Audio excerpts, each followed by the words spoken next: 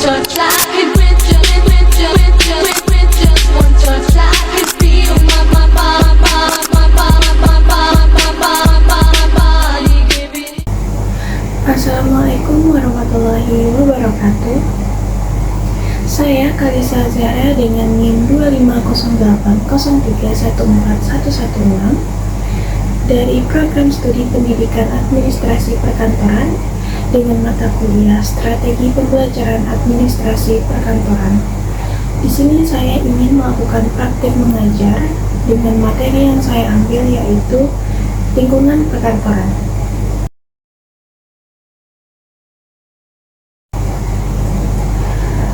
Assalamualaikum anak-anak, selamat pagi. Baik, bismillahirrahmanirrahim. Alhamdulillahirrahmanirrahim.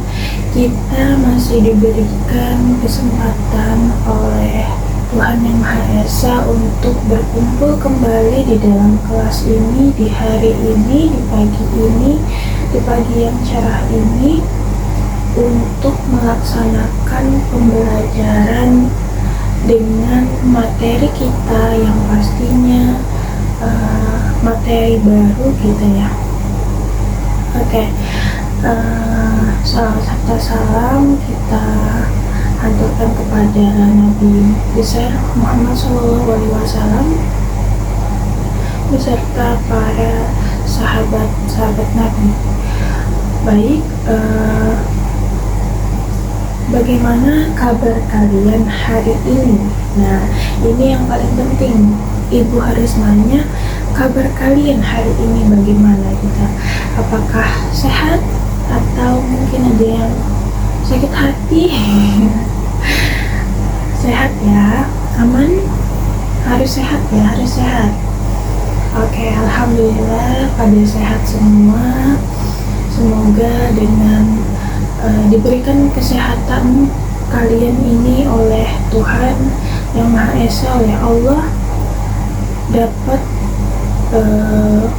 mencari ilmu yang baru dengan serius ya, agar ilmunya itu bermanfaat untuk kalian juga di masa yang akan datang dan di masa sekarang gitu ya.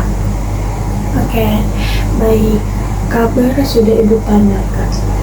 Nah, sekarang apakah ini kalian semua hadir semua atau ada yang sakit? Ibu lihat hadir semua nih, betul ya? Oke, alhamdulillah pada hadir semua. Senang Ibu mendengarnya. Semoga kalian ke depannya selalu semangat dalam menjalankan sekolahnya gitu ya, dalam mencari ilmu gitu ya. Harus tetap semangat, tidak boleh bolos, tidak boleh malas-malasan gitu ya. Oke, baik, kita kan akan ke materi baru. Nah, sebelum kita memasuki materi, seperti biasa alangkah baiknya kita berdoa terlebih dahulu agar ilmu yang kita dapat itu bisa bermanfaat untuk kita di masa sekarang dan juga kita di masa nanti, di masa depan. Jikalau kalian menjadi karyawan-karyawan di perusahaan gitu ya, perkantoran gitu kan ya, atau kalian yang menjadi pemimpinnya, itu pasti juga ilmu ini akan bermanfaat untuk diri kita sendiri gitu. Oke, baik, kita berdoa terlebih dahulu ya, berdoa menurut kepercayaan dan agama masing-masing. Dipersilahkan.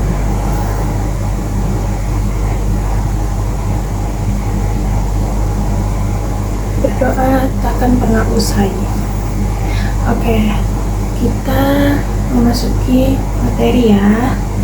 Materinya yaitu, ada yang tahu materi kita hari ini? Oke, materi kita yaitu lingkungan perkantoran ya, lingkungan perkantoran.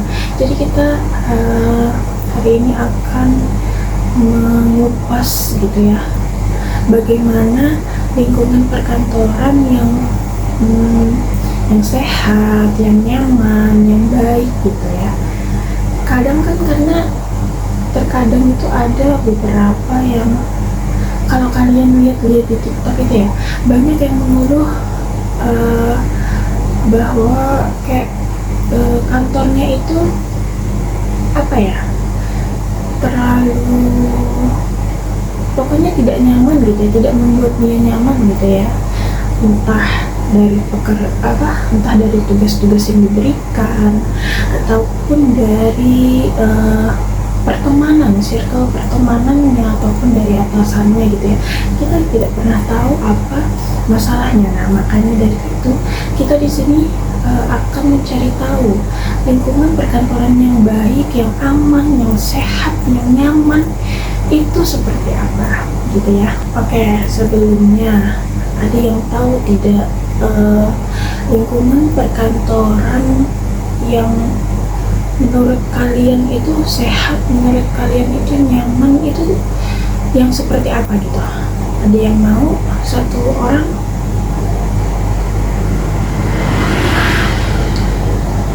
Ayo, ada yang mau? Ini menurut sudut pandang kalian aja ya, ibu tidak menyalahkan kalian gitu ya, cuma pengen tahu gitu, bagaimana sih menurut kalian lingkungan perkantoran yang baik itu gitu.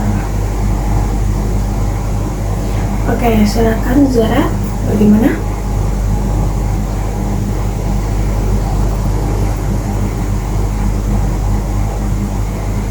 Oke, terima kasih jawaban Zara, yaitu lingkungan perkantoran yang nyaman itu adalah lingkungan perkantoran yang dia jawab yang pemimpinnya asik gitu ya, yang temannya juga asik gitu ya, tidak ada yang sinis-sinisan. Oke, itu termasuk salah satu lingkungan yang baik itu seperti itu, pemimpinnya yang asik atau baik gitu ya. Karena kalau pemimpinnya itu udah ribet gitu, kayak aduh udah deh gitu ya kan, udah deh pekerjaan pun jadi rasanya tuh berat gitu ya kan, buat ngejalanin hari-hari di kantor tersebut gitu ya. Kerja satu hari besoknya pengen resign gitu ya, karena pemimpin ataupun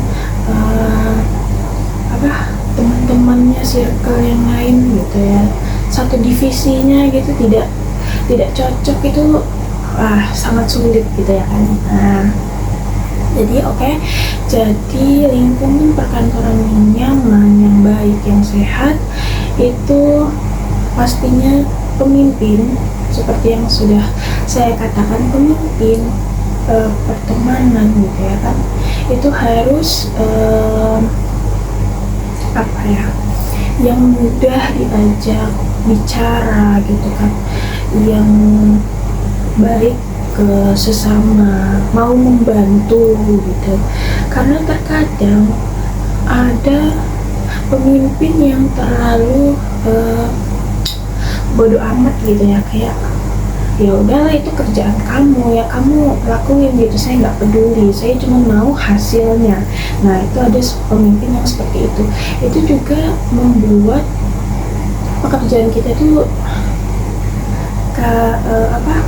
pekerjaan kita tuh jadi terasa sulit gitu ya kan, kayak kita harus ngapain nih, habis ini ngapain gitu kan. Walaupun ya namanya kerja kita udah harus tahu ngapain, cuman kita tetap pasti butuh arahan dari pemimpin. Nah, kalau pemimpinnya seperti itu ya jadinya berantakan gitu pekerjaannya. Nah, kemudian pertemanan yang enak itu tuh yang bisa diajak kolaborasi gitu kan.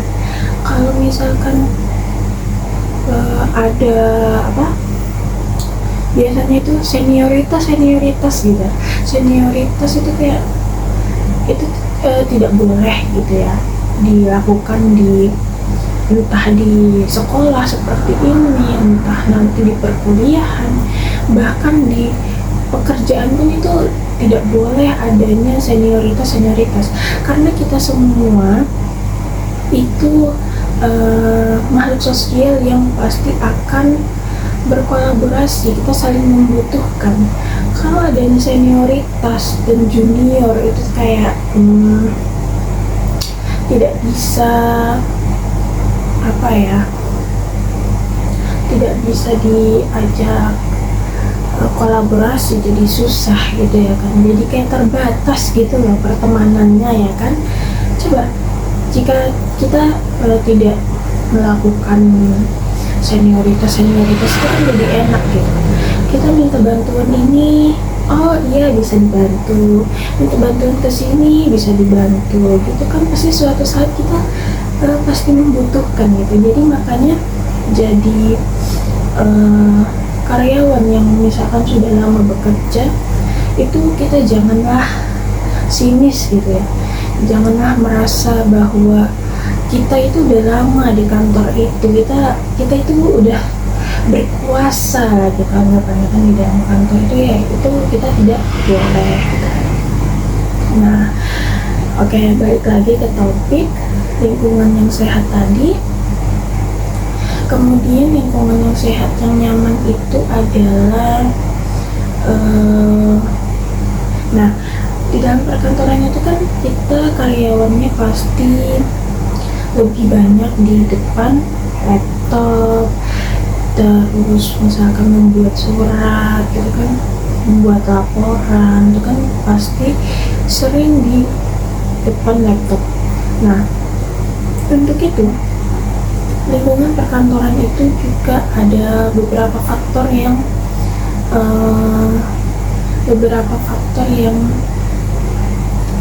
dapat disesuaikan gitu ya. Yang pertama itu pencahayaan. Nah pencahayaan ini menurut Maxen, ayo coba kalian cari menurut Maxen itu ada berapa pencahayaan yang dia sarankan, pencahayaan yang seperti apa, pencahayaan yang di mana gitu. Ayo coba kalian cari di buku kalian ataupun di internet juga boleh, karena kita sudah memasuki zaman digitalisasi, jadi kita harus memanfaatkan AI gitu ya. Kalian boleh cari, ayo cari menurut Maxen pencahayaan seperti apa yang baik untuk digunakan di dalam kantor. Ayo silahkan.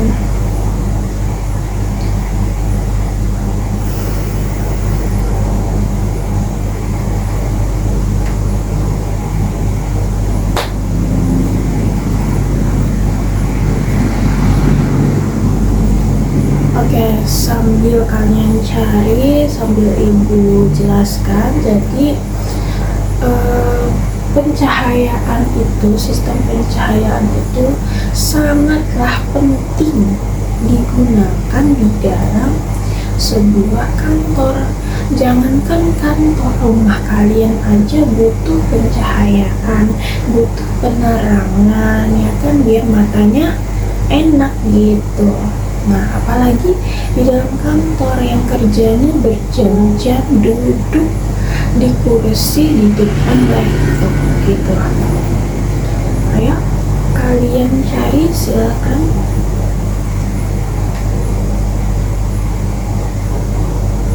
Oke, siapa yang mau jawab tadi apa saja sistem pencahayaan yang bisa dibilang direkomendasikan oleh Maxen? Ayo silahkan.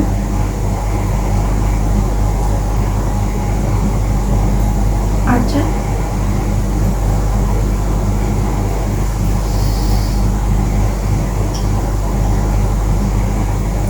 Oke, betul.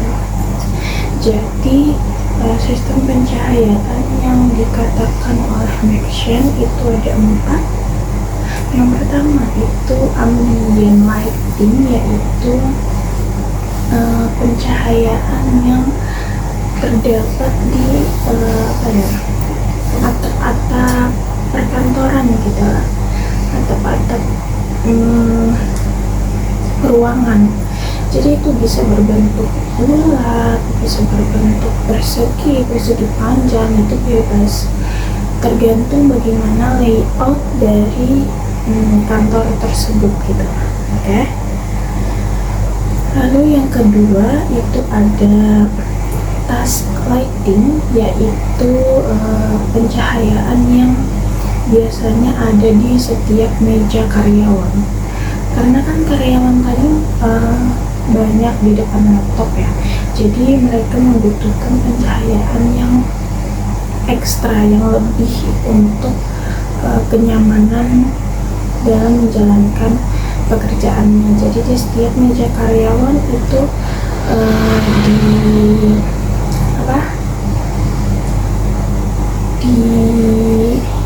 ditaruh lampu gitu, ditaruh pencahayaan yang baik gitu. Lalu yang ketiga ada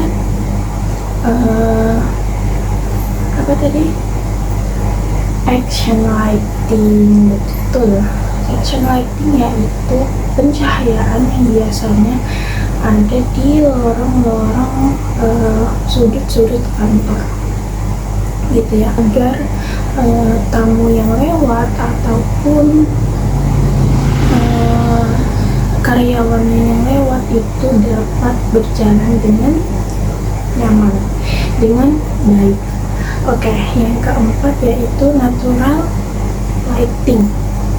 Nah, natural lighting ini yaitu pencahayaan yang langsung dari sinar matahari. Tidak perlu adanya lampu gitu ya, langsung aja dari sinar matahari. Nah, biasanya itu kan kantor-kantor itu kan di Jakarta atau di Surabaya itu kan kantornya tinggi-tinggi ya. Nah, dan juga biasanya itu sekeliling kantornya itu full dengan kaca, sehingga pada siang hari mereka bisa memanfaatkan sinar matahari tersebut untuk pencahayaan di dalam kantor mereka. Benar kan? Iya, begitu. Nah, jadi itu lebih nyaman menggunakan sinar matahari, lebih hemat juga ya kan, kantornya tidak membayar listrik yang terlalu mahal karena bisa memanfaatkan sinar matahari tersebut dengan bijak dengan secara langsung gitu ya. Itu paling enak gitu. Oke. Nah, tadi pencahayaan udah, selanjutnya kita masuk ke sistem warna. Nah, sistem warna ini apa? Itu menentukan ruangan-ruangan dengan berbagai catnya, sesuai atau tidak warna cat tersebut dengan divisinya gitu. Misal seperti apa, divisi apa, keuangan misalkan. Keuangan itu kan dia bisa dibilang itu kan kayak pekerjaan yang ribet, yang sulit, yang membuat kita pusing gitu kan. Nah, bayangkan kalau ruangannya itu berwarna hitam atau berwarna merah gelap, apa nggak makin pusing gitu kan, apa nggak makin gelap itu, bagaimana nyusun keuangannya gitu ya kan. Nah, jadi sebagai contoh divisi keuangan itu, maka warna catnya itu harus yang terang, misalkan harus yang cheerful gitu ya, harus yang bisa menyejukkan suasana hati, bisa menyenangkan suasana hati dan juga pemikirannya dan juga penglihatannya pastinya, karena kan keuangan itu harus detail setiap ada pemasukan, ada pengeluaran, itu kan dicatat. Nah, dari situ harus detail. Maka dari itu warna dinding, warna ruangannya harus sesuai dengan divisi yang berada di tempat tersebut gitu ya kan. Nah, oke. Selanjutnya, selain pencahayaan dan juga warna, apalagi ada sistem, apalagi ada faktor pendukung apalagi dalam lingkungan perkantoran yang bisa membuat karyawannya betah di dalam kantor. Ayo. Nah, sebelum kita lanjut ke pembahasan materi selanjutnya, aku mau nanya dulu, kira-kira kalian dari materi yang awal tadi sampai ke sistem warna, apakah kalian sudah paham atau masih ada yang belum dimengerti? Sudah paham semua? Oke, baik. Nah, selanjutnya yaitu apa? Faktor yang ketiga. Oke, suara dan musik. Nah, suara ini pastinya sangat harus diperhatikan karena sebagai contoh lagi, misalkan ada divisi yang pekerjaannya itu membutuhkan fokus yang lebih tinggi, namun digabungkan dengan divisi yang kerjanya santai dan banyak komunikasinya, itu tidak akan bisa berjalan dengan bersamaan. Nah, maka dari itu suara ini dapat mempengaruhi ruangan yang akan digunakan oleh karyawan. Misal kita ambil lagi contoh dari divisi keuangan, ya kan? Nah, keuangan itu kan dia memerlukan fokus yang tinggi. Jadi dia tidak bisa tidak bisa mendapatkan gangguan-gangguan suara dari karyawan-karyawan lain yang ada di sekitarnya.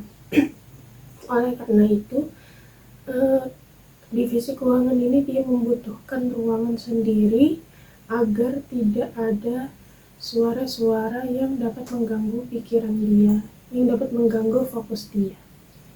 Beda halnya dengan divisi yang biasanya banyak komunikasi, misalkan admin atau yang banyak komunikasinya.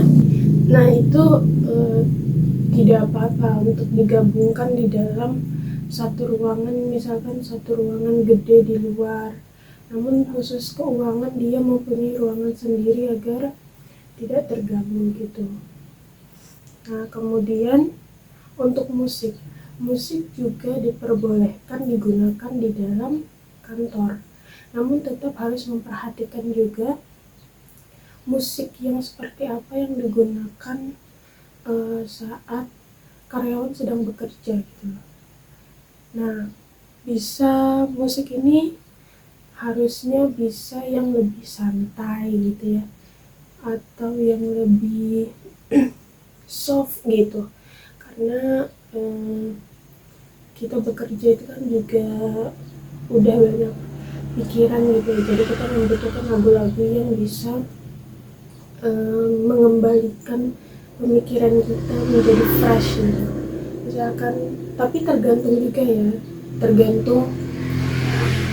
dia bekerja di bidang apa dan lagu yang sesuai untuk dia itu apa, dan juga itu tergantung ke pribadi masing-masing. Cuman untuk speaker, lagu yang ada di speaker yaitu harus menyesuaikan dengan bidang mana karyawan tersebut bekerja gitu.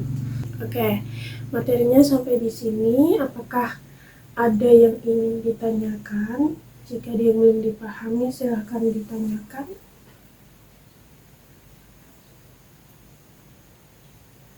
Sudah tidak ada yang ditanyakan? Oke, baik. Alhamdulillah, berarti kalian bisa memahami semua ya. Jangan sampai nanti masuk kuping kanan keluar kuping kiri. Jadi kalian harus bisa menggunakan ilmu yang kalian dapat hari ini untuk kehidupan kalian di masa yang akan datang. Nah, baik, karena waktunya masih ada, jadi Ibu kasih tugas dikerjakan di hari ini juga, dan kalau bisa dikumpulkan di hari ini juga. Nah, tugasnya yaitu kalian berkelompok 2 orang aja, mungkin sama teman sebangku aja ya, supaya enak diskusinya. Jadi tugasnya itu, misalkan kalian menjadi seorang pemimpin atau seorang karyawan di sebuah perusahaan, itu kan pastinya di dalam kantor ya, kemungkinan besar itu di dalam kantor. Nah, bagaimana cara kalian untuk menerapkan lingkungan yang sehat, yang nyaman? Menurut pandangan kalian aja itu bagaimana? Silahkan ditulis di dalam satu kertas aja, tapi hasil dari pemikiran kalian berdua bagaimana? Oke. Ini paling berapa menit sih? 10 menit, 15 menit ya kan? Selesai, sebentar aja ini. Karena kan hasil dari pemikiran kalian berdua. Oke, silakan dikerjakan dari sekarang ya.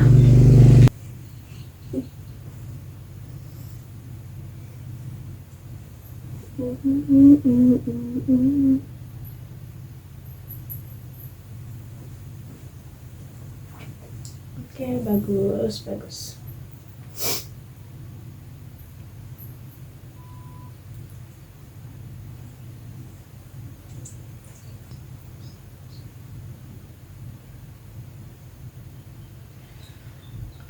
Baik anak-anak, karena waktunya sebentar lagi mau selesai, kemungkinan kalian tidak bisa mengumpulkan saat ini juga. Jadi Ibu minta selesaikan di hari ini juga. Mungkin sepulang sekolah kalian bisa mengumpulkan ke ketua kelas atau ke sekretaris, kemudian ditaruh di meja saya di kantor ya. Oke, terima kasih. Nah, sebelum kita menutup kelas ini, saya minta satu orang memberikan kesimpulan.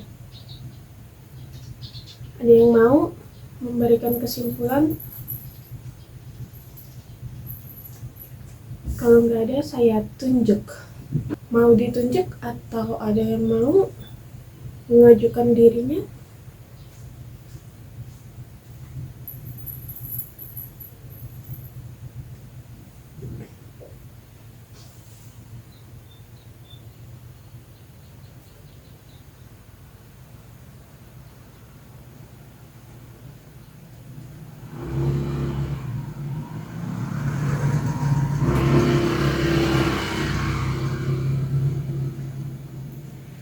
Oke, mungkin kalian sedang mempersiapkan jawaban atau gimana, tapi karena waktunya sudah mepet, jadi Ibu tunjuk ya.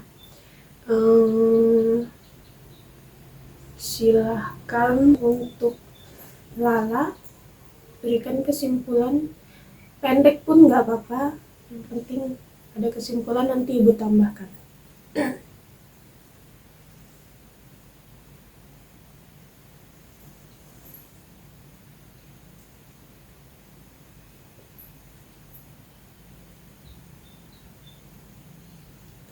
Oke, baik, pintar, terima kasih. Nah, jadi kesimpulan dari pembelajaran kita hari ini yaitu kita tadi telah mempelajari tentang lingkungan perkantoran, yang dimana lingkungan perkantoran yang sehat, yang nyaman itu adalah lingkungan yang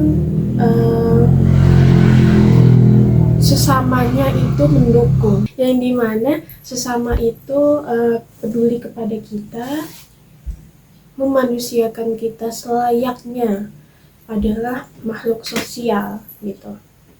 Kemudian ada beberapa faktor yang telah kita bahas juga tadi, yaitu sistem pencahayaan, yang dimana menurut Maxine tadi ada empat pencahayaan yang baik. Kemudian ada sistem warna, dan juga sistem suara dan musik gitu. Baik, sekian pembelajaran kita pada pagi hari ini. Semoga ilmu yang kalian dapatkan pastinya bisa bermanfaat untuk kalian di masa sekarang dan juga di masa yang akan datang, di mana kalian mungkin bekerja di perusahaan atau menjadi seorang pemimpinnya, karena materi ini sangat dapat digunakan di dalam sebuah perkantoran, karena materinya aja adalah lingkungan perkantoran gitu ya kan. Nah, nanti ingat tugasnya dikumpulkan pulang sekolah ini di meja saya. Nanti saya nilai, besok saya berikan lagi kepada kalian. Oke. Terima kasih telah mengikuti pembelajaran hari ini hingga selesai. Dan terima kasih kepada kalian yang sudah mau menjawab pertanyaan-pertanyaan dari saya, dan juga terima kasih telah memberikan kesimpulan tadi ya untuk pembelajaran kita hari ini. Nah, sekian dari saya. Mohon maaf jika saya ada kekurangan dalam menyampaikan materi hari ini, dan mohon maaf jika ada salah kata yang saya ucapkan. Wassalamualaikum warahmatullahi wabarakatuh.